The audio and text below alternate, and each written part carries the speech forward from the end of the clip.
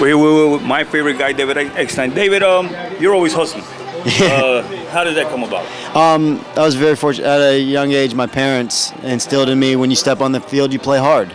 And I know the one thing about this game is that when I step on the field, I want to show people that I actually want to be out there. And the one way you can do that is by, running everywhere you go, but also just making sure that I'm prepared for that first ground ball or that first at bat to run down the line. So that's one of the reasons why I try to run. You've always been the underdog, from what I understand. I mean, does it come like a rough road just to get to the level that you're playing? A little bit, but you love that. I mean, I love that. I love being the guy that no one thinks they can do anything, and being able to show up and just going out there. And this game allows every type of person to play it. There's a certain role for every person, and I understand my role, and that's what I tried to maximize when I step on the field.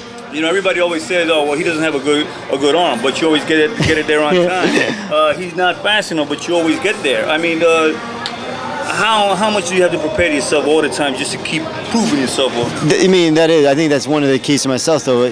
Stepping on the field knowing that you have to prove that you can play, I think that puts a little bit of an edge on your shoulder, and that you're going to go out there, so you never take the game for granted.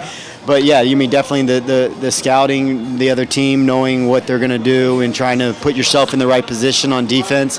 And then, like you said, on the, I try to run everything out as hard as I can. And so, David, you know what?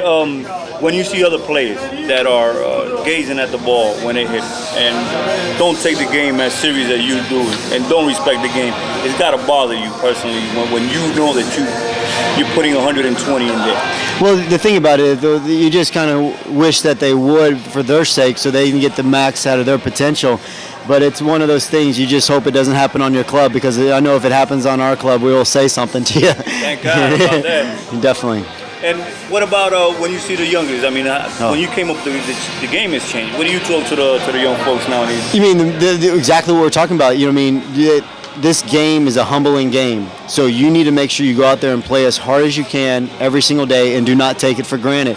And we got a bunch of young guys on this club that do that. You watch a Will Venable out there in right field, a Tony Gwynn Jr. in center, a Nick Hundley behind the plate tonight, a Chase Headley at third. You'll see. Also. Yeah.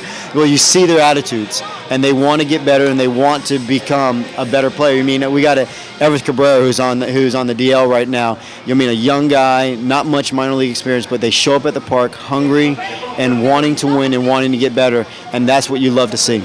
Who did you look up to when you were growing up? I mean, who was your player? My player was actually Dale Murphy. Wow, the center from the Braves. Wow. I know, it's totally contrast to who I was, but the one thing about him was that you never saw him get in trouble. You know what I mean? He was a great guy, from what from what people have even told me now, that he was actually that person. But you saw the way he played the game. It looked like he always played it hard, and just enjoyed watching play. I used to think that you used to remind me of Brian Doyle, second baseman for the Yankees. Yes. And another guy that I always compare you to is Pete Rose. Oh, yes. I mean, I always say, you know what, there's some similarities with David ECKSTEIN and Pete Rose. I mean, well, definitely, Mr. Doyle was a little bit older. I didn't really get to watch him play. I know some of his relatives, though. But, Pete Rose was definitely a player I watched play. And you watch him play the game, he had a chip on his shoulder bigger than anything else. He wasn't going to let anyone outplay him. He was going to go out there and give you everything you have every single night. And I've actually had the opportunity to meet him a couple times, and it's been a pleasure, because that's the way I think the game needs to be played.